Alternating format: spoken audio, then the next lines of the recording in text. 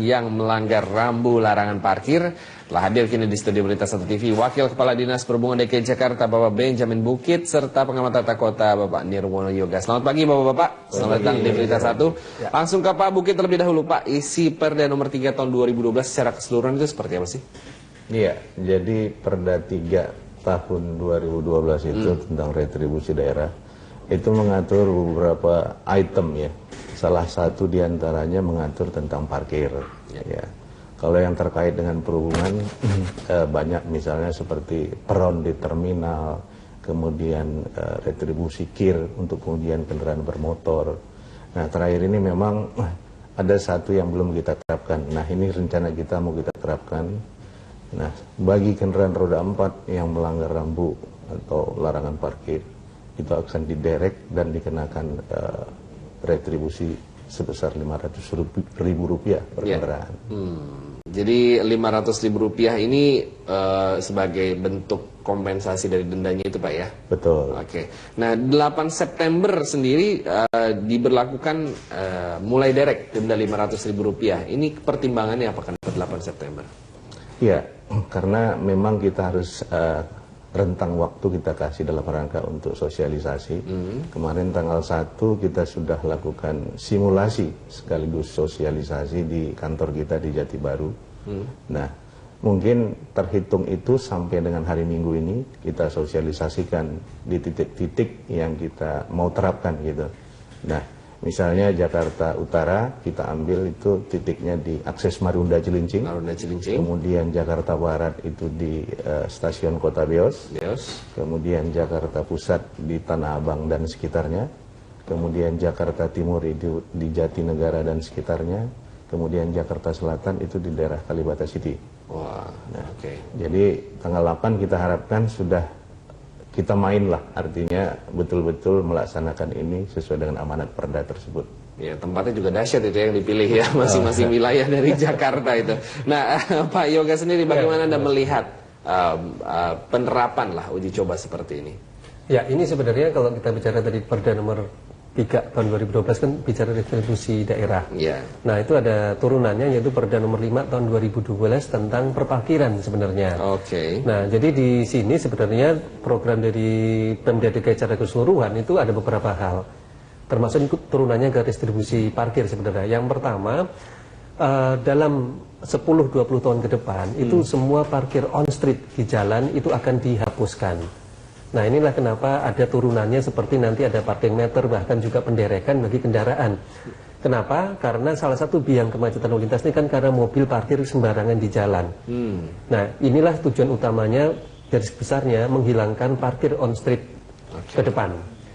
Kedua, ya tentu tadi kayak pencabutan pentil, parking meter sampai penderekan ini kan obat dosis sebenarnya kan dari tahap kecil sampai dengan tahap besar. Artinya dari betul, dari yang halus sampai yang bandel. Nah, itu kira-kira itu. Tapi garis besarnya sebenarnya tujuannya menghilangkan parkir di jalan.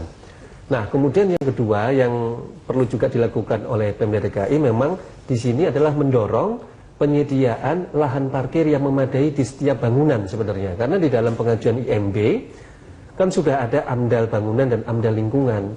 Artinya seperti gedung perkantoran, stasiun, kemudian pusat perbelanjaan ada kewajiban menyediakan lahan parkir, baik itu pelataran ataupun gedung parkir.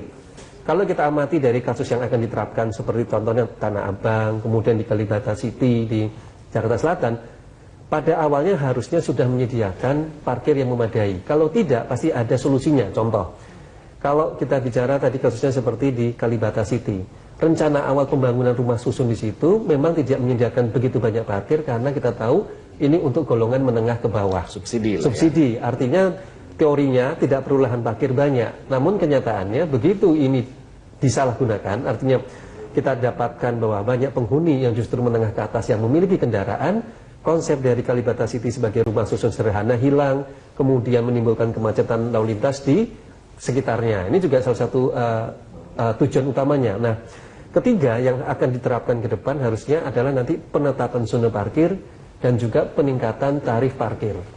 Nah, itu secara umum semangat yang akan dilakukan oleh Pemda DKI dalam penerapan parkir.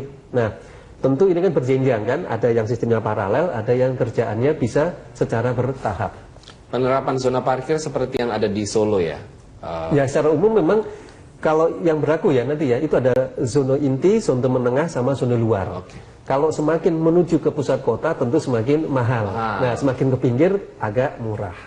Nah berkait tadi sama beberapa alternatif yang setelah diuji coba Ya, 5 wilayah, pencabutan pentil, Pentil, lalu betul. juga gembok roda. Ya. Bagaimana Anda melihat itu? Ya ini tadi tujuan utamanya kan memang menghilangkan parkir jalanan liar sebenarnya kan. Artinya on street itu pada akhirnya harusnya bebas dari kendaraan. Tapi kurang efektif? Kurang efektif tentunya karena dengan begitu cara ini kalau kita sakit kepala ini dikasih obat ini kurang, kasih obat Nggak ini mempan kurang, ya? nggak mempan. Nah salah satu solusi ke depan memang mau tidak mau harus diderek. Jangan lupa dalam kenyataan di lapangan para parkir-parkir liar ini sebenarnya merupakan kegiatan tersendiri. Artinya banyak pihak-pihak yang terlibat ke depan. Nah dengan adanya penderekan, kemudian akumulatif parkir nanti progresif ini pasti akan berakibat terhadap kelompok-kelompok tertentu yang selama ini sudah menikmati dalam tanda petik keuntungan dari adanya parkir-parkir liar tadi. Udah tebel kantongnya, Pak. Betul, nah ini harus dipertimbangkan.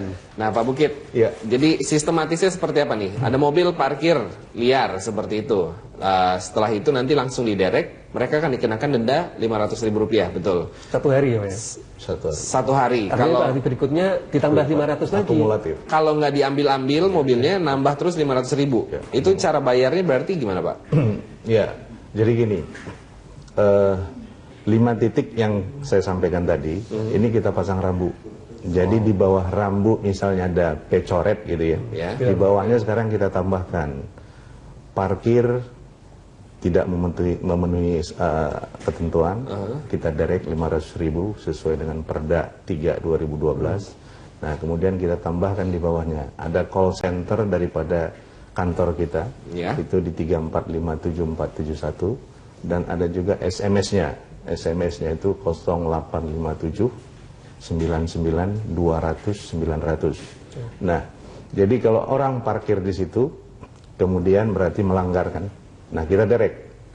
Begitu kita derek, kita bawa ke 3 terminal barang yang kita punyain. Nah, itu ada di Jakarta Utara Terminal Barang Tanah Merdeka. Kemudian di Jakarta Timur ada terminal barang Pulau Gebang. Kemudian di Jakarta Barat ada terminal barang Rawabuaya. Nah nanti kita lihat lokasi terdekat di mana, misalnya Jatinegara penangkapan penderekannya mungkin lebih dekat ke Pulau Gebang. Kalibata mungkin bisa ke Tanah Merdeka, bisa ke Pulau Gebang, bisa ke Rawabuaya. Itu paling selatan. Jauh. Nah, Timur barat jauh. jadi begitu nanti ditangkap, diderek, kita bawa ke salah satu terminal tersebut, berarti yang terderek kan melihat mobilnya kemana gitu. Ya. Nah, dan dia lihat saja rambu.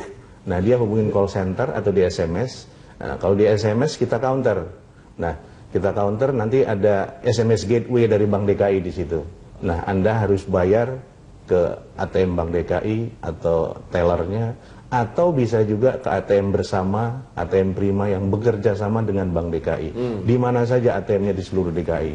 Nah, di situ dia disarankan membayar 500.000. Nah, kemudian stroke pembayarannya itu diberikan kepada kita. Setelah diberikan kepada kita verifikasi dulu, benar nggak dia sudah bayar apa belum gitu. Karena kita online dengan Bank DKI. Baru setelah itu bisa ditebus. Baru kita berarti ini keluarkan. langkahnya cukup panjang. Ibarat kata antibiotik ini dosis tinggi lah ya. Nah kita bahas selanjutnya seperti apa di segmen berikutnya. Tetaplah bersama kami dalam Dialog Jurnal Pagi.